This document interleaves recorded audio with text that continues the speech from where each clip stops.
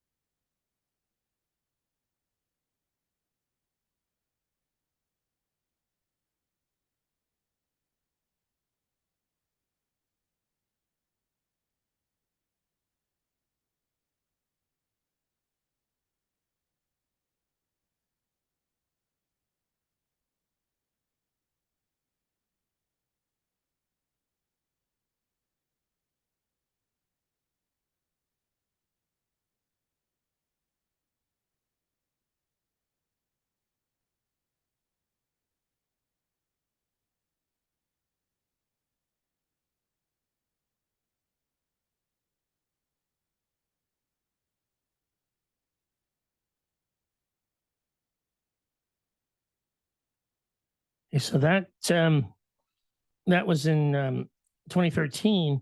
The two other Americans there, they are currently working on a film. There is actually a film. What's that? So there is a film being produced now in Ireland with some pretty big names in it. And the last of the two guys who was shown there, Bill Daly, has something to do with it. He's one of the producers. And so actually, just 2 days ago, I sent an email to the lead, Mike Tunian, who's the main producer and the director. And so it's going to get into a bigger audience at that point. The mayor of Ardra in the video clip from RTE.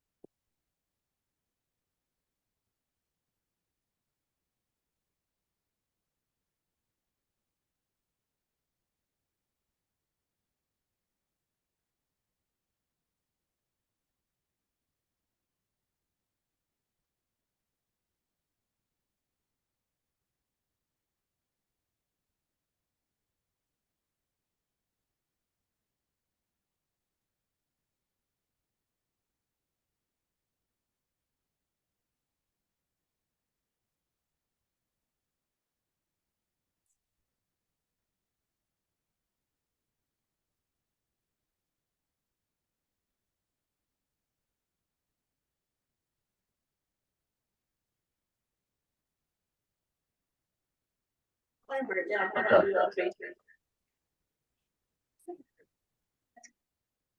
Whatever you just.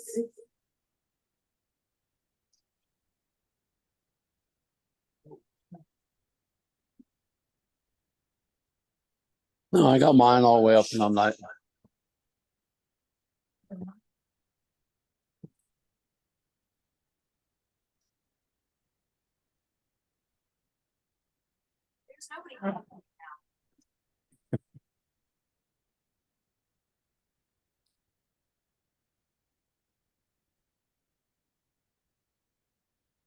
I think this is the funeral service they had for him.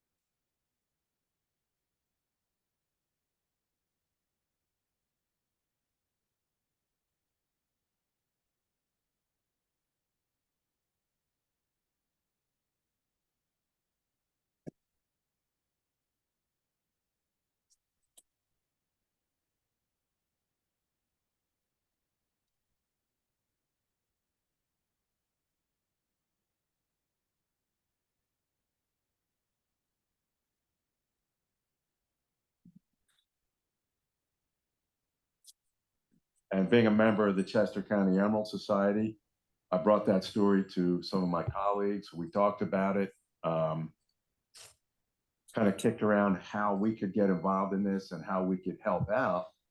And I then contacted Bill via email, and we set up a time and place to meet.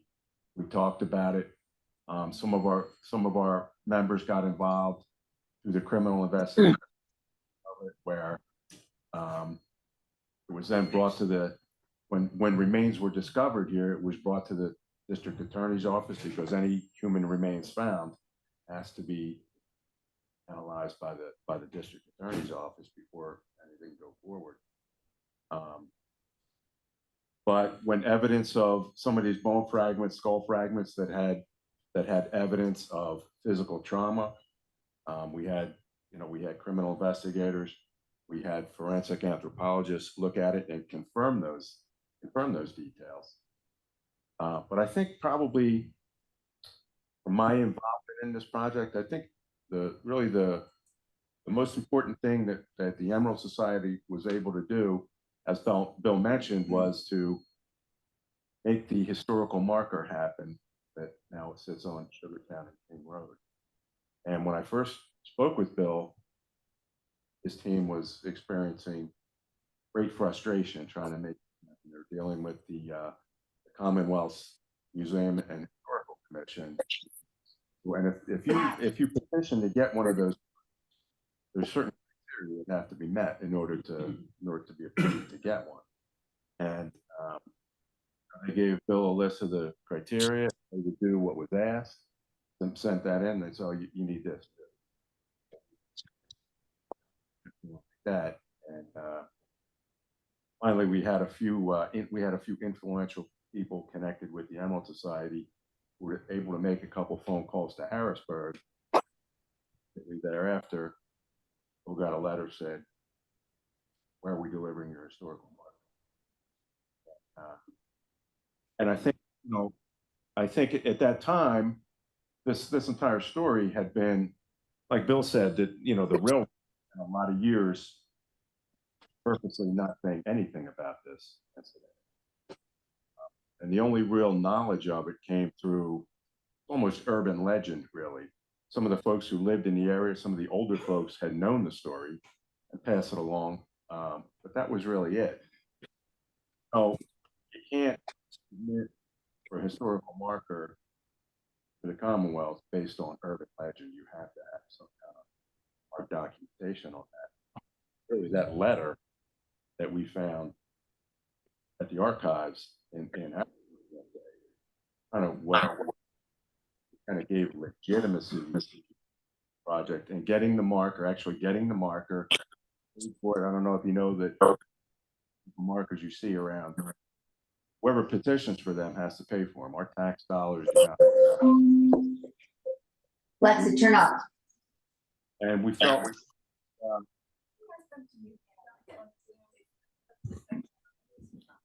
Oh, I'm sorry, guys on Zoom. If you make sure you're muted. Thank you. but we felt like the marker kind of gave legitimacy to the project, and it enabled us then to kind of further and establish partnerships with it, which have been vital, really, to the progress and to the success that we've had to date, both here and in Ireland, in taking the remains of John Ruddy and Catherine Burns back. So all in all, for me, it's been an amazing 20 plus years. I can't believe it's been 20 plus years, but it's ongoing. It's a work in progress. Public programs like this, we feel, are really valuable, because the more people that get involved in this and get knowledge of this, that word spreads kind of exponentially, and you never know what the result of that can bring. So thank you for coming out and attending this program today. And we're still, as Bob mentioned, hoping to get back to the cut. But in very recent years, a spinoff site in Downingtown, which we'll get to, has taken our attention. A connection, another mile of track, 11 miles to the west.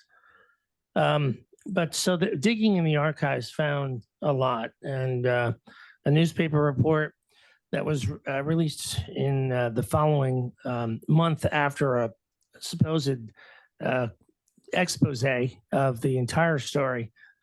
That's the Village Record on the left. The actual story that it's supposedly correcting does not exist anywhere in any archive in North America. We thought that there was one up in Scranton, and we had the van reserved and we're ready to go. This is 2005, 2006, somewhere in there. And just called to make sure that that library had it. And they said, good Lord, that's the one issue they don't have. So it was pulled from the record at the time. And all that remains is this supposed correction where it was released to the public that as many as 9 died, but not the 57, which they said was an exaggeration. While at the same time, internally preserving that number of 57. They would have had every reason to have downplayed it internally and kept that number of 57 all the way through the creation of the railroad file in 1909. So, yeah, this railroad spin, there's no question about it. Why they would have kept it secret is because it's bad public relations for the railroad. How are you going to bring in new groups of immigrants as the railroad has to expand the track lines, to accommodate larger locomotives? You get the same kinds of circumstances in the 1830s where these guys enter into a labor market where they were not wanted by the locals, undercutting, they felt, local value of labor. These guys made 25 cents a day and were happy to get it because they couldn't make anything in terms of a monetary wage back in Ireland. That's not until the Land League of the 1880s that things began to change slowly in that regard. That's many years later. It's half a century from this. But for the fact that several generations of railroaders preserved this. So Patrick Doyle came on the scene, worked at the same spot here after the Pennsylvania Railroad bought out the Philadelphia and Columbia. This is his grave down at St. Patrick's in Kennet. He's one of the guys in the photograph here. We don't know which one, founding members of the Kennet Fire Company. And he raised funds from Pennsylvania Railroad Irish immigrant employees in 1872, some 50 years after the incident, knowing that there were a whole bunch of Irishmen buried there, putting up a wooden fence that was the precursor of the current stone monument at the spot. that was put up by Martin Clement in 1909. Martin Clement is here. He was living at Immaculata in a 1909 timeframe as the assistant supervisor of the Pennsylvania Railroad for Paoli. And it was before Immaculata was Immaculata. The Doyle Donahue family were there. George Donahue III, we met when we had the marker dedication in 06. And he said he remembered, was that 04? Oh my God, that was 04. So we've been at this more than 20 years. 2004 was our D-Day when we planted that, or Iwo Jima moment, right? Planting that marker. So, but George Donahue III then was very aged at the time. He had been alive when Clement was living with his family. And the key linkage there is that Patrick Doyle's sister, Bridget Doyle Donahue, would have been the conduit for the information then to go to Martin Clement. And so he took up an interest in this, even though he had no Irish background himself. He was of Welsh and English Quaker background, but he was fascinated enough to erect a stone monument on the site of Doyle's wooden fence and to create a file. You see the one of the pages of the file here, an account written by a German-American immigrant historian named Julian Saxa.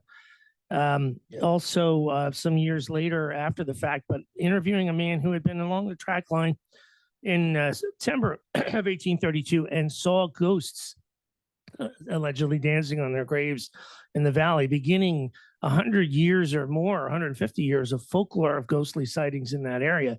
But the railroad file, you see the front page of the cover on the right side of this slide, is discussing, that this is an Irish railroader mass grave, that there are 57 workers there. So again, that continuity to the era of the Pennsylvania Railroad, that number of 57. And then Clement also erected a stone monument that you see here. This is a photo of it taken in 1932, 100 years after the incident at Duffy's Cut. This is from the north side of the tracks looking south. The folks who own the north side of the tracks here, the Holtzclaw family, have allowed us the access to the site, to the property on the north side. And someday we do hope to do some excavating there. I just took students over there. It hasn't been fully investigated yet, even now. But a great connection here geographically, with the old area. Of course, this whole spot here was filled in by our men, at least the beginnings of it. And this is the stone monument up close. These are the blocks that attach the tracks to the ground back in 1832. They were called sleepers or sills. They're very heavy, and there's about 100 of them across the tracks from here on the northern side of the tracks. So the preservation of the story by Clement, and then to my family, you saw some of the reference in the CNN piece to this, that our grandfather got that file when the Pennsylvania Railroad went out of business, when it merged with the New York Central, collapsed due to changes in the economy and the railroads being less important in more recent years compared to trucking. And everything in the old Philadelphia and Columbia records was put up for auction. This is the actual auction book showing a lot of miscellaneous bundles of documents. It was done by Freeman and Company. But that file wasn't in there because my grandfather, who had retired after serving 4 railroad presidents as the one and only director of personnel in the history of the company, was able to take that and some other things that he thought were of interest to preserve it, make sure it was, not ending up maybe in an archive in Wyoming or something. And but I didn't know that until 2002, 2 years after I got. There's a reason why I got involved in this. It has to do with some folklore, supernatural stuff that's more maybe appropriate for Halloween. But I know that's what started this for me. And my associate Tom Connor, at the same exact time that the condos were going up around the site of Duffy's Cut, he and I saw something on the campus that we had no explanation of until 2 years later when my brother showed me that file. And what was in that file, what the man who Julian Saxa said he saw in September 1832 was in September of 2002, precisely what Tom Connor and I saw. And I called him up on the phone and I said, man, I know what we saw, I think. And next thing you know, we've got through a lot of effort here, though, this marker, which is the beginning of this whole thing.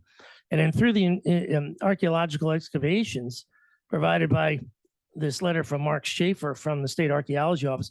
By the way, he was out to visit us and see our museum and visit the site in 2020, a week before the whole state shut down due to coronavirus. So we do now have a file in the State Archaeology Office on Duffy's Cut after that delay of almost 2 decades.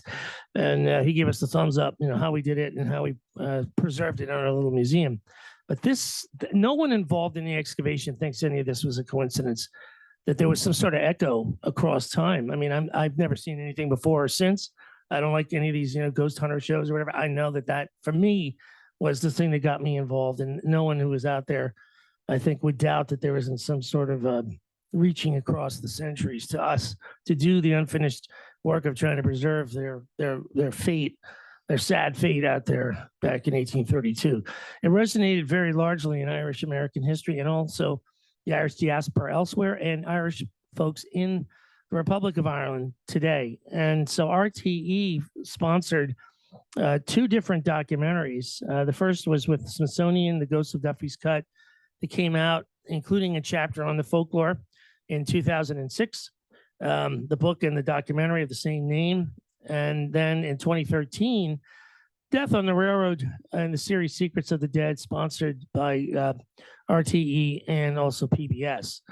And that is available in its entirety on a YouTube channel that we have called Investigating Lost History.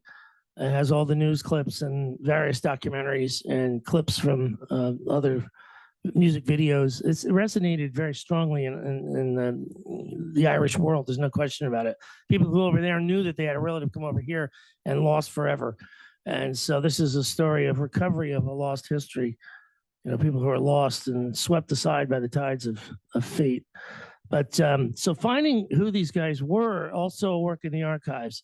It took, as Bob knows well, it took all of us. We were like a horde of locusts in the archives. There'd be 4 or 5 of us, and we get all these reels, and if you've done genealogical work, you know the kind of thing I'm talking about. But when you have a bunch of guys doing that together, there's not going to be anything that won't be found.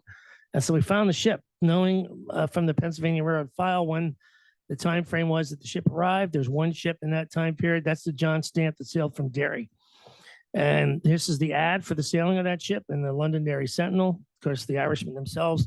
If you can look over here, if you were to zoom in on this, we have a sample of this in our book.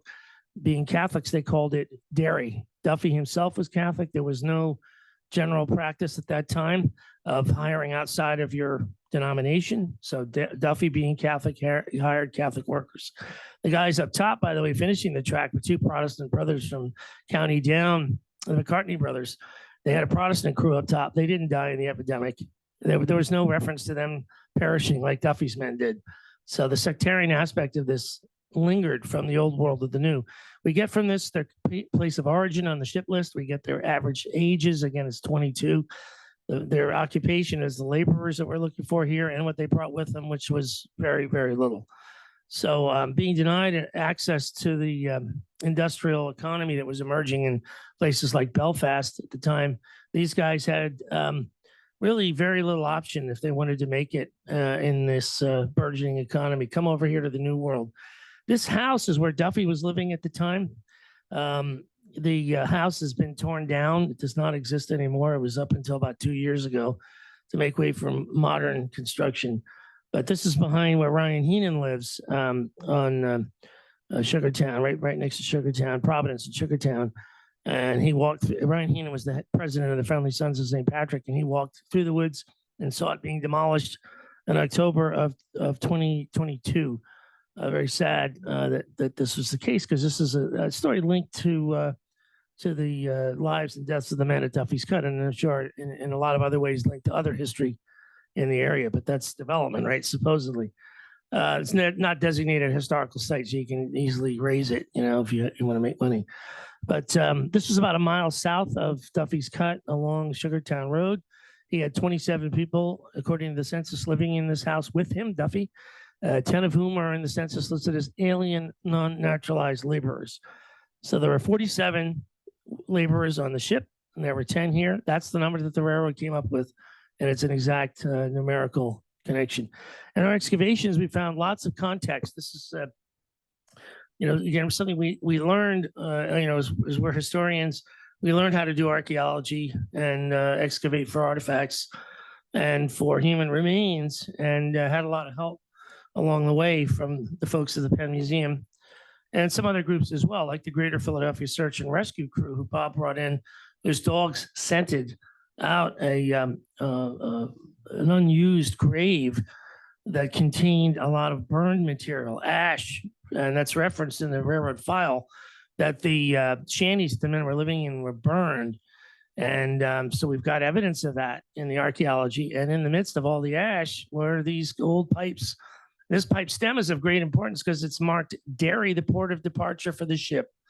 And of course, here's on the passenger list, it says Londonderry. Well, that's the leadership, of course, Protestant ascendancy period still.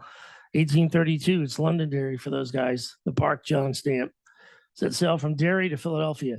This is a pipe stem that was found by late John Ottes, our late colleague, in the area of the shanty.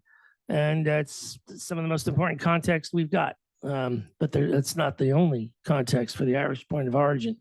The names on the ship list, by the way, are overwhelmingly Donegal, Tyrone, and Derry.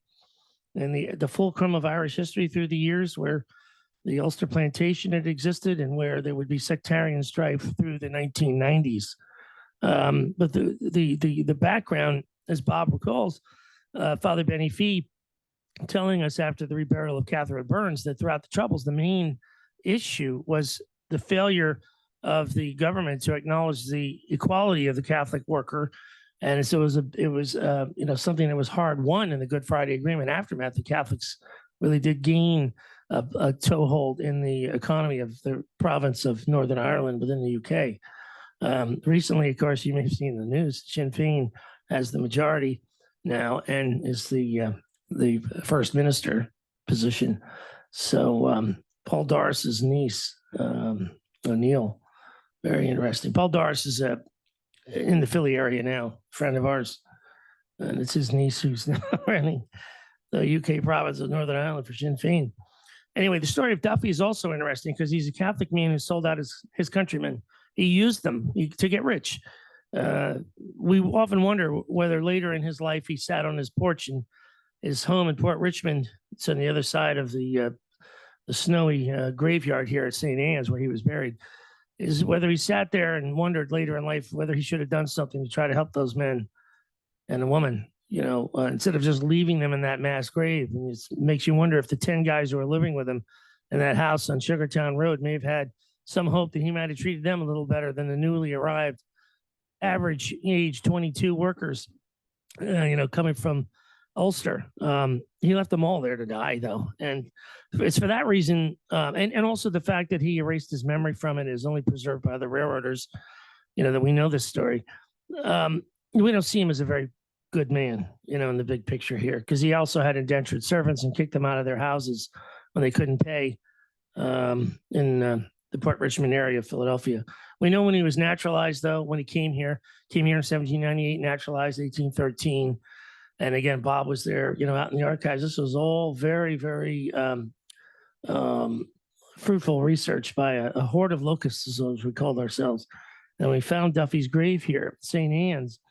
We would learn that his family did not put a gravestone down for him when he died at age 88 in 1871 because he had been so harsh to his workers. It wasn't until 2018, somewhere in there. I have a slide of that at the end here where he got a gravestone. We did participate in the acquisition of that stone because we wanted that neighborhood linked with the bigger story of his career, not to commemorate the man, but history is always the good, the bad, and the ugly. And you got to keep in mind that this is the same guy up there in Port Richmond as it was out here in East Whiteland, 50 years later. Resonating in Irish history, though, again, is with all the art. You see the little poster there that comes from the Penn Gazette from the University of Pennsylvania, with a lot of people from Penn involved in this. They came out with a special issue on it. This is the cover of our CD. You got some examples of that over there. Anyone wants to buy if you still have a CD player. It's resonated in ways that we never could have imagined. Typically in history, like my dissertation subject on the 700s, 800s, 900s AD and the European continent, no, it's not much interest. This has resonated in a way that almost I haven't seen in any other kind of project that any of my colleagues or I have been involved in over the years. It taps into a vein of as an artery of interest in the Irish community. The way that I don't think I've ever seen anything in my life or ever will. Novels. This is just one of the many novels. Paul Lynch, Red Sky and Morning, but there are several others. You can see some of this in our museum. We have a display of the impact of Duffy's Cut in the arts and literature. This is on the right side, a mural at Marty McGee's in Prospect Park, which has several different paintings by Eric Octay of Duffy's Cut. Walt Hunter, along the way, crime reporter for CBS, who actually knew my grandfather, Small World stuff, helped us get over the hump in terms of getting the interest in the laboring community. So railroaders and others in the laboring community, big supporters of what we were doing and helping to get the word out there over the years. Here he is with Ron LaBarca, the first radar guy, whose crew we're working with out in Downingtown now. But it was Tim Bechtel, who's in red here, is obscured by this part of the slide. But Tim Bechtel, the geologist, found us the skeletons at Duffy's Cut. And how he did that was through ground penetrating radar and electrical resistivity. This, the techniques were kind of like sonar used on a destroyer looking for a sub. You bounce beams down, comes back with a certain indication, something's there. In this case, a stopping void where there was something that was solid. It is dissolved, i.e. human remains, to the bottom of the cavity, leaving an uneven layer of soil. And this pipe bowl here is probably the most important artifact. It's the oldest example of Irish nationalism in North America. There were earlier Irish emblems. The Friendly Sons of St. Patrick dates to the 1770s, but it's got a crown over the harp. It's a practical reality, political reality of the day. But this was in the aftermath of the United Irishman Revolt, several years on from that, found at Duffy's Cut. One of the workers in 1832 brought this over without a crown. Hope for an independent Ireland. Flag of Ireland, it says, and on the reverse, it has the round tower. There's a lot of shamrocks around it. It's an interesting artifact in our museum. We do have a museum, by the way, at Immaculata. It's open to the public anytime the library is open. Come on in and check it out. Railroad artifacts as well as artifacts of the men. So again, how Tim Bechtel found this spot. This is the map that the homeowners gave us. It was Victoria Emmerich. She was the head of the Homeowners Association back in the day. Gave us a physical map, and the railroad fill is, you can see the tracks on the right side. The fill is the uneven layer of soil here. These men were buried in a spot that we calculated was probable as far back as 04 when we got this map. But it would take radar to pinpoint where in that fill they were located. This is all discussed in our book. We have copies over here if you're interested in the science, the geology of finding the remains. First set of remains we found was the 18-year-old male with the right top front molar missing, the M1A Genesis. Turned out to be John Ruddy of Donegal, according to our ship list. And so that's the first of several skeletons. We had 7 that we were able to excavate between 09. So we were digging from 04 to 09. If everybody's saying you're crazy, you're not going to find anything. 09, we found the first set of remains. And in 2012, we got 6 more. So we got a total of 7.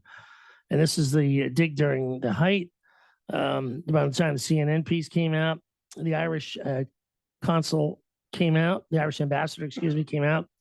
We got audiences with the president, Michael Higgins, also with Prime Minister Enda Kenny. That picture, for some reason, I don't have in here. But Michael Collins came out 3 times. He thought it was an important enough thing he wanted the government of Ireland to know about. Sinn Féin, back in 2015, when we took Catherine Burns back, Sinn Féin, Pat Doherty, we met with him, had an audience with him in the Derry Guildhall, and the Mid-Ulster Mayor, Linda Dillon, came to the reburial. Sinn Féin has been a staunch supporter of what we've wanted to do from the beginning and repatriate anyone whose IDs we could come up with based on the records. This is the jaw of John Ruddy, showing he never had that molar. So he had this M1A Genesis. It's one in I don't know how many tens of thousands. It's fairly rare. But the Ruddies of Donegal also have that anomaly prevalent among them to this day. This is the science of physical anthropology showing that the tall guy, the skull that Janet Monge was talking about in the video, was not only the recipient of an axe blow to the side of his head, but also a bullet fired directly over top of his skull. And here is the X-ray showing it in the bottom, with lead swipe in between. So it went through and it lodged in the bottom of his skull.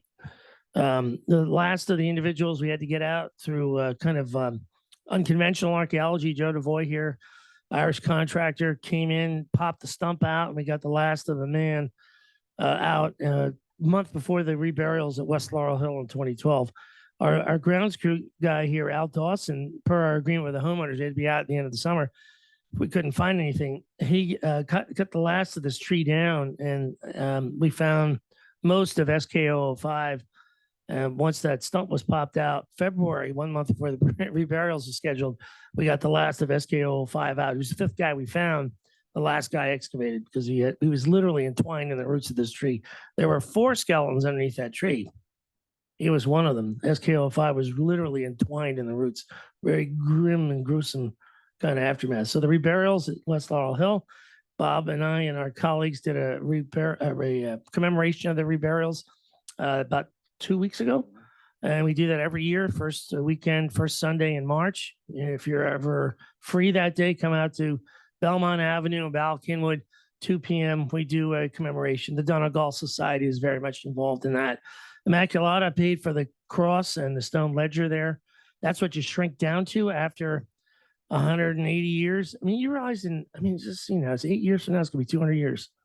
That's insane that this thing happened.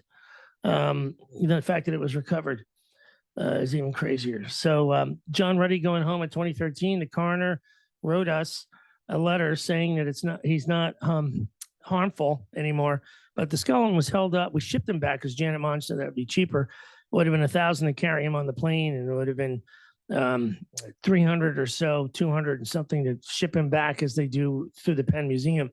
But he was held up in the Dublin airport, and what they wanted was the equivalent of the amount of money it would have been to carry him on the plane, $750. And so I called the Irish consul up in New York, Peter Ryan, and he called the Dublin airport. I said, "Get that body out of there, please. It's not harmful Irish soil." But the Ruddies of Donegal here, donated DNA. The question is, when will that ever get done? The fact is that it's $10,000 a sample, not $1,000 a sample, to grind up the teeth. So we have samples of the teeth from each of these guys, but we need a company to come on board and say they're going to do it for less than that 10,000. Vince Gallagher gave us the grave. He's the founder of the Commodore Barry Club. That's the grave that John Ruddy finally got over in his home county. He never got here.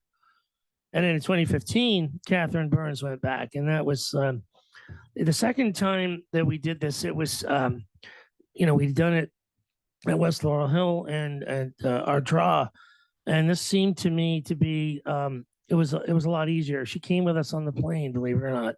We didn't ship her. We carried her in a little case on the plane with us, and then she got reburied in the wake you saw, or the funeral mass you saw. They also had a wake. They did have a wake for her 2 days earlier. That was amazing. The last thing here, we had core samples taken. We had radar done in the vicinity of the stone monument, and we know where there are another 50 Irishmen down there. The question is, when will we get to it?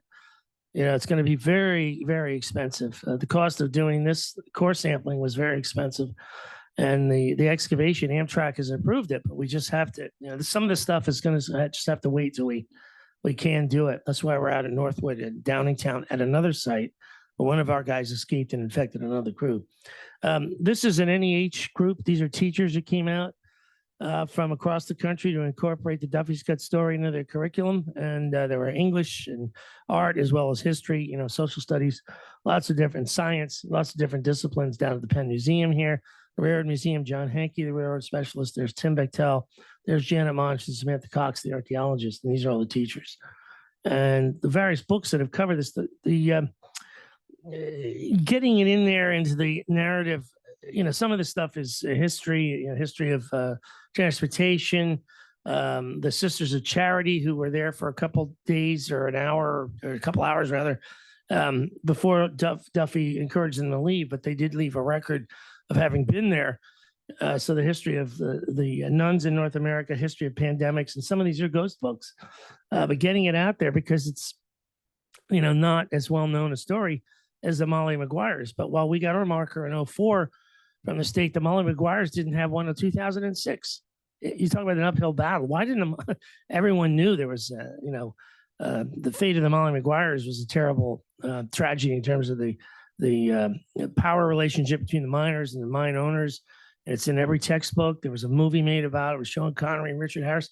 There was not a marker for the Molly Maguires until 2006. It's outrageous. There is a no Irish need apply thing going on out in Harrisburg. There was until recently.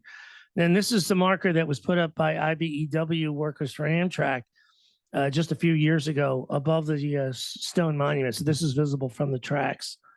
We've got some art here. We have examples over here if you want to get some of the merchandise art from Fred Danziger that was in Urban Trinity by Sam Katz. And then this is one of several pieces done by Pam Murphy. And our book came out, the most recent one with the details of the science, whereas the other one, went up to that time of 2006, but nothing beyond. It was 2009 when we found them. And then there's the the placement, of the Duffy marker at St. Anne's in Port Richmond, which, although we don't approve of anything that Duffy did, certainly, it's the point is to keep this neighborhood in the narrative of what was going on out here. That it's one big story, of probable exploitation everywhere Duffy went. He just cared about the money. But Dave, we'll throw it open. Any questions you have now? Bob and I will answer as best we can. Anything at all? Yeah. I saw an article and a video online. How long, at the end, it said that the railroad was stopped in big where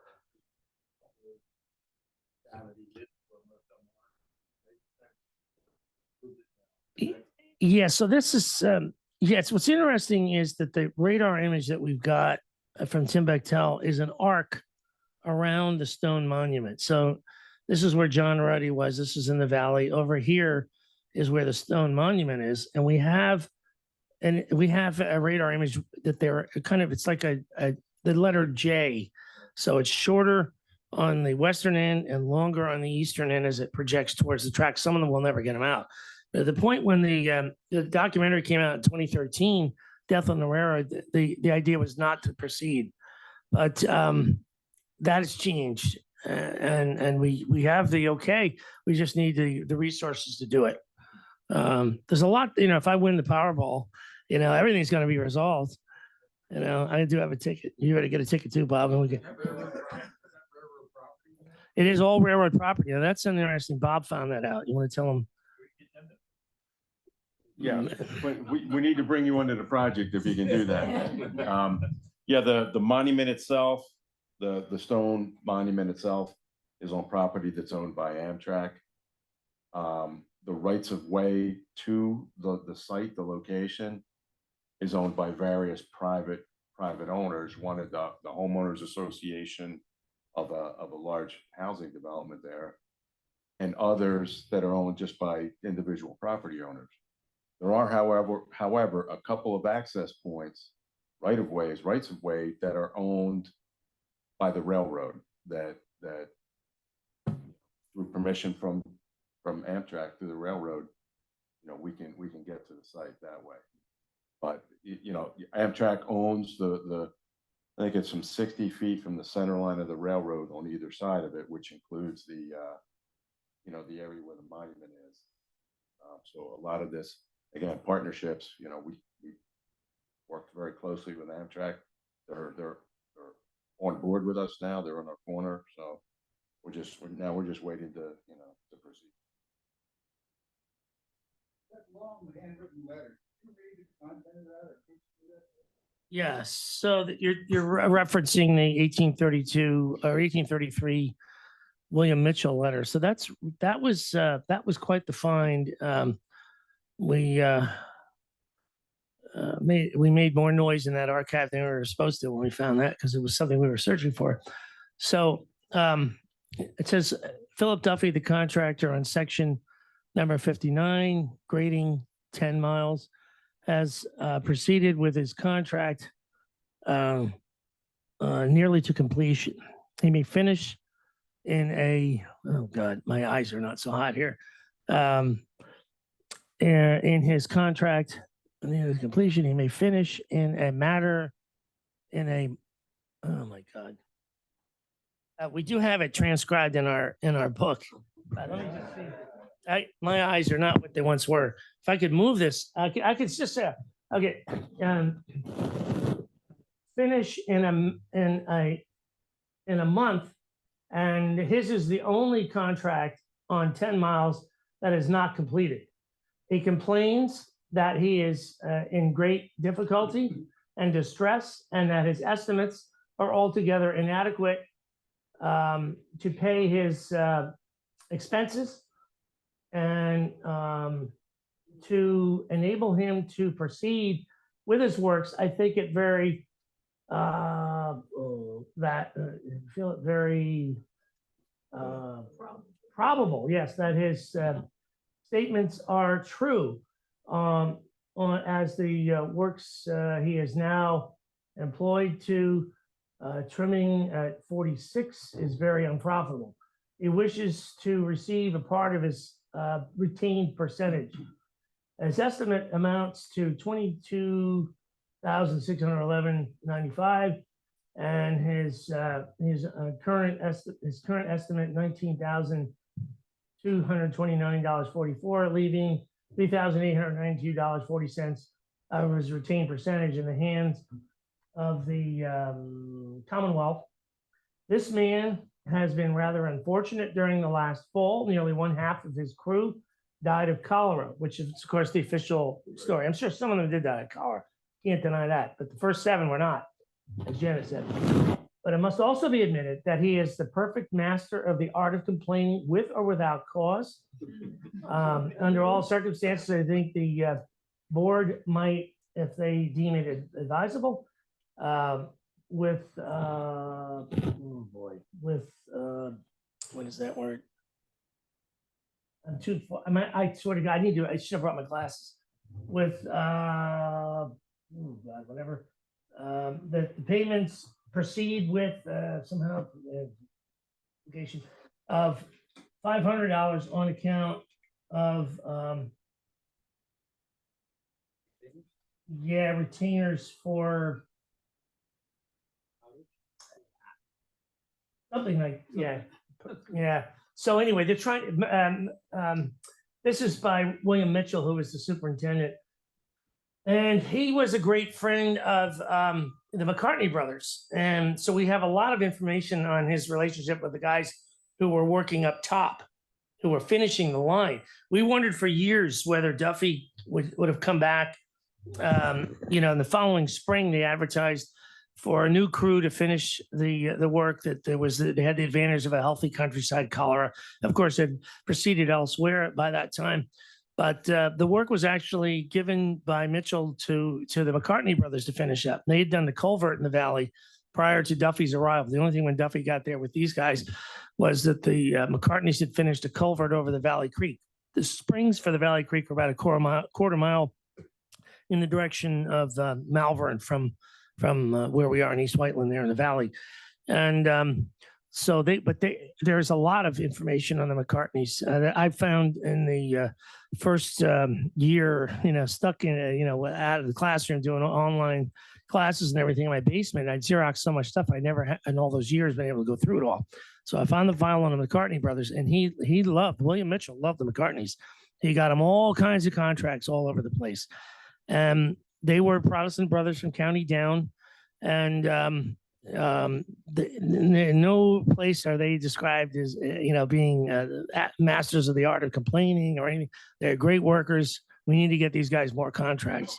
So a lot done by Mitchell here in the documents relating to the contractors. There's also this interesting story that he would leave management and make money actually with the creation of one of the first T rails. He got not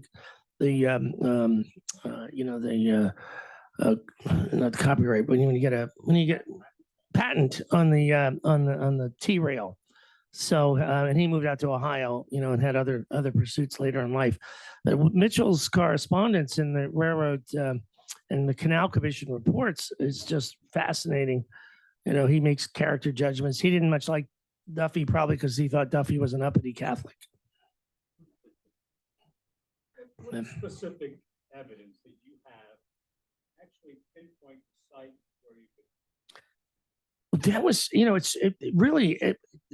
from the railroad file, it describes between Malvern and Fraser, and Miles, right?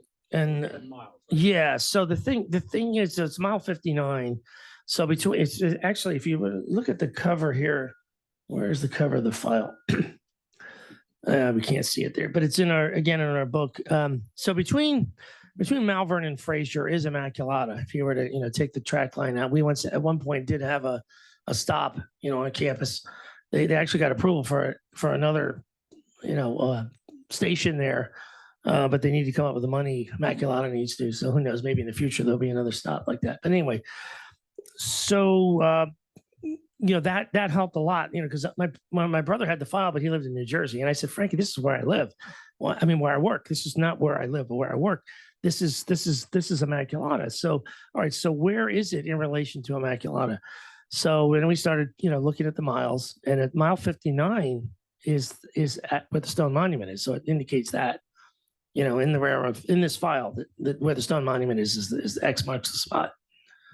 So, I mean, again, if that file had been sold off in Freeman's auctions somewhere else in the country, where, the coincidence is impossible. It's crazy. If I hadn't seen that in 2002, and I hadn't had that experience in 2000 with my buddy Tom, and we hadn't gotten the Emerald Society on board and all these other things, there's so much that wouldn't happen. These lives would still be washed away by the tides of history. Yeah.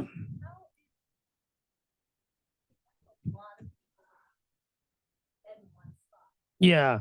It's there are lots of other cases along the B&O Railroad and other canal and rail lines where you have lots of deaths due to cholera. In Philadelphia, and they had daily records, of numbers of deaths and cases. It's not out of sync with that.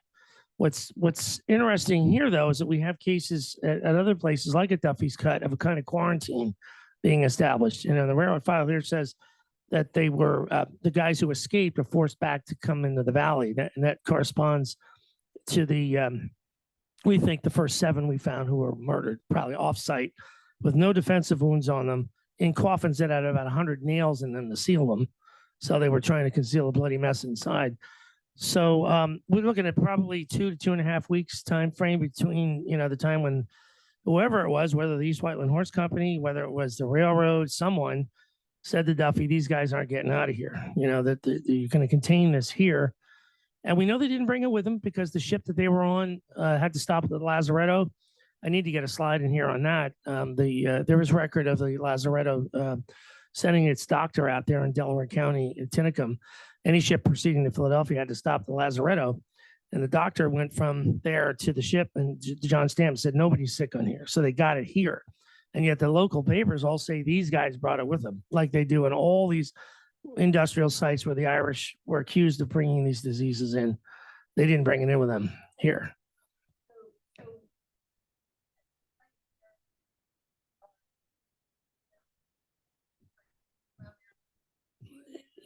Yes, so it would be fairly easy to contain these guys.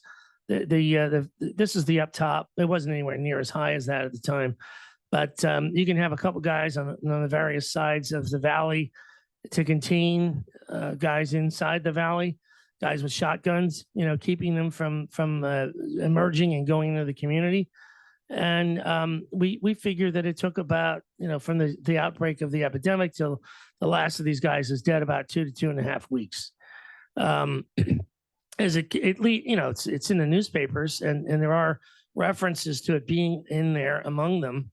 The one newspaper that I had up here, the National Gazette and Literary Register, talks about a supposed hospital that the railroad set up there under the care of a guy named J.M. Pugh, Dr. J.M. Pugh. There was no hospital, but there was $1,033 given by the state for this hospital that never existed. The Sisters of Charity were there. There were several of them who came in and were encouraged to leave shortly after arrival.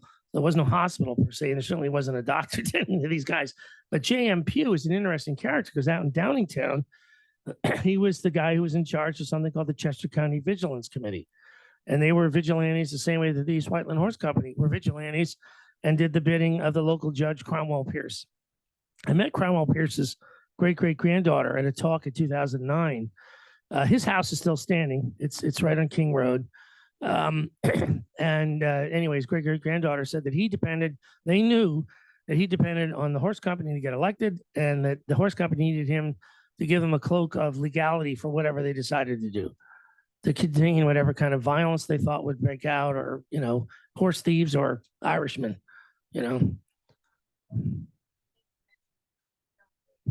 Yeah. Cromwell Pierce was a prominent, his father, his grandfather, they were all prominent characters. He was an officer in the War of 1812, the judge.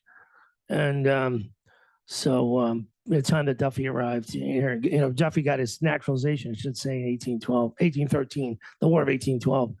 But Cromwell Pierce his house still stands. It's on King Road. And, there's a lot of history right here. I mean, really within a few blocks of this place, not to mention the Bailey Massacre site and everything. A lot of ghosts, no question about it. Yeah, there's a question in the back.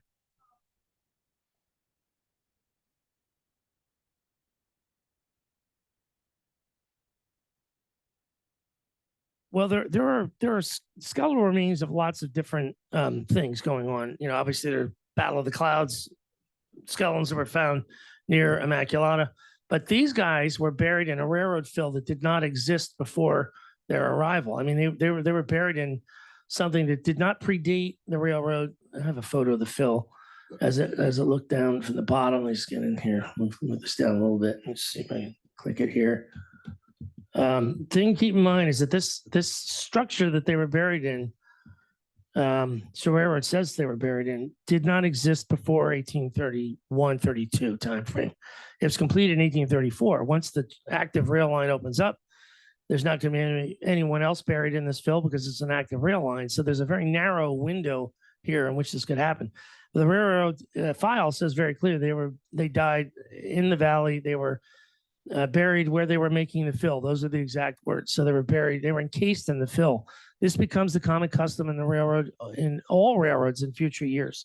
There's a song sung by railroaders throughout the country in the years ahead. Bury me in the fill. Bury me where I worked in the fill. And this is the first known example of this. However, this is the first known case of this. As I say, there's mass casualty sites everywhere. There's an Irish canal workers site in Spring City, mass grave. There's an Irish railroader site, of course, in Downingtown, where we're working right now as a spinoff site from Duffy's Cut. I don't have slides in there of that, but however, that is mile 48 of the track line where they died. Peter Connor, the contractor, who, by the way, was beaten up in 1831 by an Orange Irishman by the name of Henry Gallagher. Gallagherville section of Downingtown was his family's domain. And they were connected with Dr. John Pugh, who out here was a supposed cholera doctor, when there wasn't a hospital, payoff money. But when Duffy left here in the following year and the work completed up top by McCartney Brothers, he went out to mile 29 in Lancaster County. And we know that the blacksmith who buried the bodies, the first 7 at least, probably involved in the burial of all of them, Harris, went with him only to come back around the year 1870-72 timeframe when Doyle found remains out there. And probably Doyle, not only did Doyle hear from other locals, but he probably heard right from Harris about the burials there. And we believe that those bodies were moved from the western end of the valley where you don't have the old fill line. You can see here in this photo here, the fill line where the 7 skeletons were excavated. If you went about halfway down the valley at that time, that fill disappears. The reason why it disappears is because it was excavated away and used on the expansion of the track line to the north. This is the north looking south, and the culvert is down here. But they needed to enlarge it, to widen it and make it taller. And so they used existing dirt. And we believe Doyle found, that's our geologist's interpretation of the event. So he found skeletons and then moved them to where they are now under that stone monument, leaving the 7 here because he didn't find them, because they didn't need to excavate this land. So these guys were entombed there from 1832, not before, not after the line opens up in early 1834, not before it got its start around 1832. So a narrow window here. Unlike the the bodies buried at Paley Battlefield, we also have a narrow window on them, but there's no way anyone at that time would have buried railroaders that far from where they were working, and there's no way that the Battle of the Clouds guys were buried in a fill that did not exist in 1777.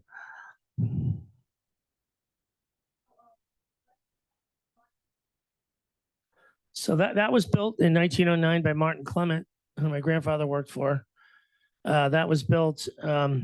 We have the details in the railroad file about who built it. That there was a guy named Jacob Stowe who was a stonemason for the railroad, and Clement hired him to do this because, as I say, there's about 100 of these sleepers all along the track line there, and they're really heavy. They're like 300 pounds. It would take Bob here and Earl Schandemeyer to pick one of those out. Earl's one of our guys. Pretty damn heavy stuff. But they were able to get these into a formation. It looks kind of like a redoubt, a little castle, and it still stands. Amtrak is it's committed to maintaining it, and again that burgundy sign you see in this picture has been replaced by the green one later on with detailed information about what happened there. East Whiteland Township approved it, and it includes stuff that's not on the historical marker on King and Sugartown because at that time we couldn't verify anything, other than what was in the railroad file. Stuff that was left out, of course, bad public relations for the railroad, that there were guys killed there.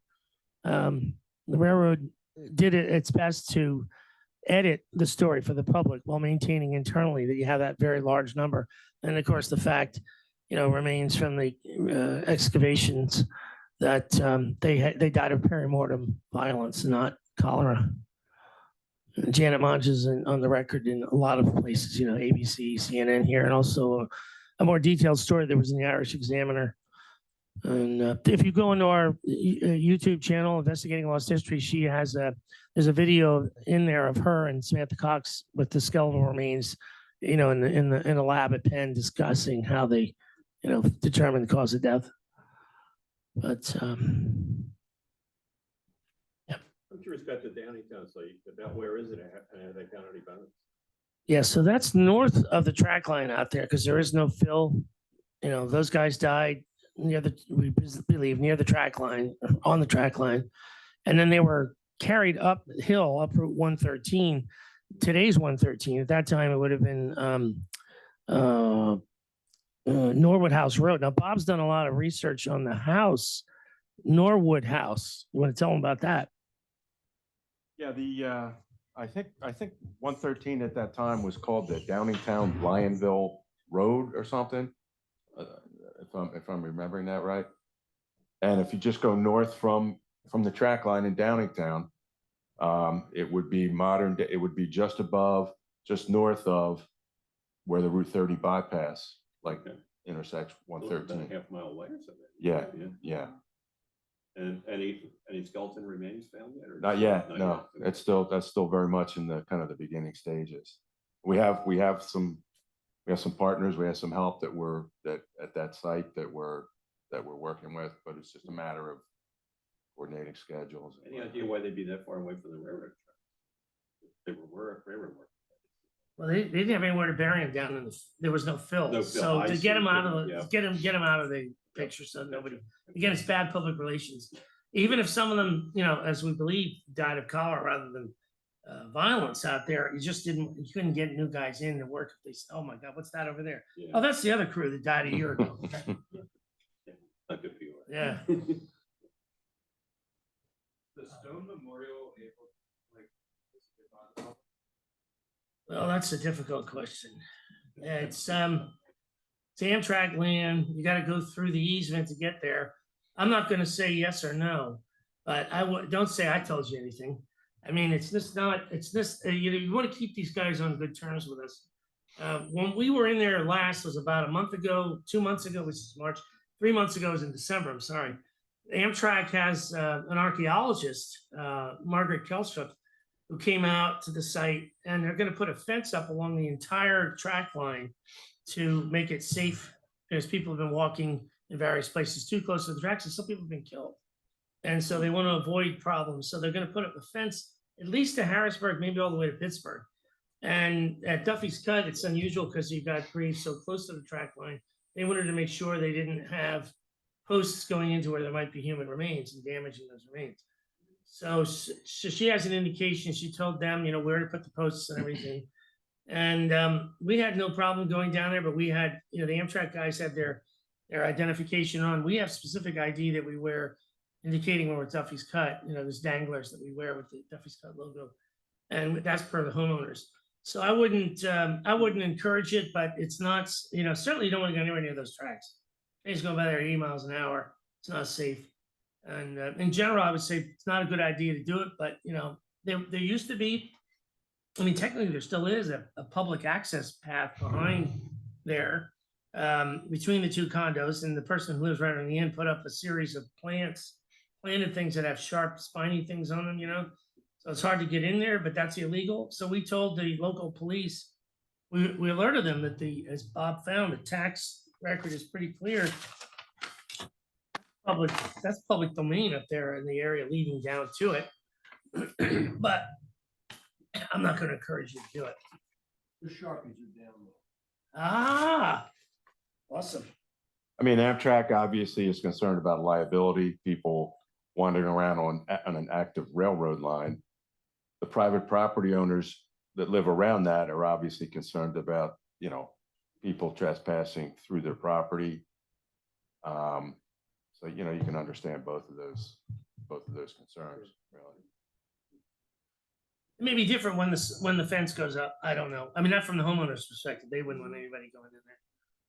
But we've tried to be very considerate of everybody's concerns with that, because we need to be a team with everybody there. So we're trying not to piss anybody off with that. It's really important. Yeah. Yeah. The homeowners are really critical. Yeah. They were very patient with us over the years of excavation. It was incredible. Through about 10 different presidents of condo boards. They were all on our side. So I don't know if they would stay on our side if we encouraged anyone to get out of it. So I would say probably not. Did I hear you say that they were buried in coffins, not just? Yeah, the first Thrown in. 7 we excavated all had coffins, and there were about 100 nails used Yeah. to seal those lids. It's crazy. You don't have the necessity of doing that unless you're trying to hide something in there. Yeah. The custom is to bury you in the field by your fellow workers, so those workers who were not yet dead might have rioted if they would have seen that. And it was concern to the horse company, whose head, by the way, owned mile 59. We have all the records of people who own property along the track line, and the family that ran the East Whiteland Horse Company was the family that owned mile 59. So it's like perfect crime, get those guys down there, keep them there, make sure they don't get out. And the newspaper pieces are very disparaging about people who got cholera. They describe them as drunken, dirty people, that they were intemperate and that's why they got it. If you drank hard liquor exclusively at that time, that was the only way to make sure you didn't get cholera, because cholera can't live in whiskey. They can live in wine, can't live in whiskey. Were other people afraid they were going to get they know enough about it, like you were person send out to Yeah, there's all this. So it's not another 50 years until they figured out it was a microbe. Koch, the microscope, was able to figure that out 50 years later. So they thought it was vapors, miasma theory, and nobody, and Poe has several stories about premature burial. This is the disease that causes that phenomenon, premature burial, because in cold cholera stage, your organs begin to slow down, but you're not quite dead yet. People are buried alive. A certain percentage of people got buried alive when they had cholera. And there's stories in the papers a lot of them relating to the Irish. There's one reference to someone who was called a Hibernian who was being put into a coffin. He was still moving. Some guy wanted the rings and was about to cut his finger off. And he said, no, I'm still alive here. You know, this is horrifying. But yeah, who's going to kill them? I mean, these are guys who didn't want them in their midst to begin with, you know? And so it's kind of like nativism. I mean, before nativism really takes root in the 1840s, but the year before this in Philadelphia, there was an orange-green riot. There were Protestants marching through a Catholic neighborhood, just as they do in Belfast or Derry every year to promote the victory of William of Orange in 1688. And, you know, and there was a riot. And so this consciousness of the sectarian aspect of labor here, just as it is in Ireland, you know, these, you know, they were seen as subhuman, worthy of killing and burying anonymously out there. So you're killing an animal in the view of some of the elite. I mean, same, you know, I'm up to the troubles now in my Irish history class, and you look at the Shankill butchers and people like Johnny Mad Dog Adair. There's people in there who still think that way in Northern Ireland. It's like, you know, the term "taig" used for a Catholic, you know, it's bigoted, blind hatred, white on white racism. It's really the way you can describe it. There's a book I have in the office we used in the NEH Institute called Apes and Angels, Victorian Caricatures of the Irish. And so it's much more intense, you know, than we might imagine. I think that the response we got from the state, the initial response for that historical marker was bigoted, because he said in writing to me that I had to prove the statewide or national historical significance of the death of 57 Irish Catholics. Now, he didn't know who the hell he was talking to, because I'm in the ancient River Hibernians. I had these guys, thank God, on my side, you know. But I mean, we had to get a signature of 4,000 people, signatures of 4,000 people to get that marker. That was ridiculous. And the bum out there wrote to the president of Immaculata, thinking he was going to get some sympathy, that somehow that we get politicized. So the whole thing is politicized. You only get one per state, you know, district, you know, and you know, there had been none for this township and for East Whiteland out there. Willistown is actually where Mark was placed. But so, I mean, if it wasn't for these guys, we wouldn't have gotten that marker. I mean, it's ridiculous. It should be based on the merits of the story. You know, there was one for Bert Bell sitting at, I mean, I love Narberth, I grew up there. For Bert Bell, for crying out loud, sitting at the counter at Mapes, they got a historical marker for that guy around the same time, just because he sat there at the counter talking football. This is a mass grave. So these things are still floating around. I mean, I tell you. Kind of interesting though, and ironic that where the 5 unidentified people that were discovered at Duffy's Cut are buried at West Laurel Hill Cemetery now. And as Bill was describing, that, you know, these were the dregs of society here. Low lives, you know, had no value at all. If you've ever been to West Laurel Hill Cemetery, it's where the elite, the you know, the power brokers of Philadelphia were buried there and still are, really. So it's kind of, and where that site is, where they're buried, and where the high cross is located, I mean, it is in like the most prominent place in the cemetery. So it's kind of poetic justice. Yeah. I saw your presentation about 10 years ago when you were starting out, and you mentioned that there was a Quaker family up the creek Yes. from there that died, the whole family died. Yes, the Bowman family. So that's an important source. Deborah Bowman's diary references the building of the railroad, and also a lot about the weather, which, you know, she kept a daily record of the weather. It's hot and very humid, ideal for the spread of the disease, but also the arrival of cholera in the area. So we have a really interesting sequence of events in her personal diary from the Chester County Historical Society. Very important resource. It's mentioned in both of our books. But Huan Ta, who was a history major working on an internship, Xeroxed the whole thing for us when she was working there and brought it back. I was like, oh, thank God, this is interesting information. There's also a guy named Lewis Walker from the Quaker Archives at Swarthmore, who wrote an account of the arrival of cholera in Philadelphia and how everybody was trying to escape the city out to the suburban areas, because we don't know precisely how it got out here. One of the theories is someone brought it from the city of Philadelphia. And so Lewis Walker's diary talks about people walking along the unfinished track line westward. You know, you can imagine a bunch of refugees, basically, is what it would have looked like. And he had an interesting theory too about microorganisms 50 years before Koch. You know, he thought it was really microscopic animals. He didn't call it microscopic, but small, so small you couldn't see it with the naked eye. Very interesting stuff. But Is that house still there?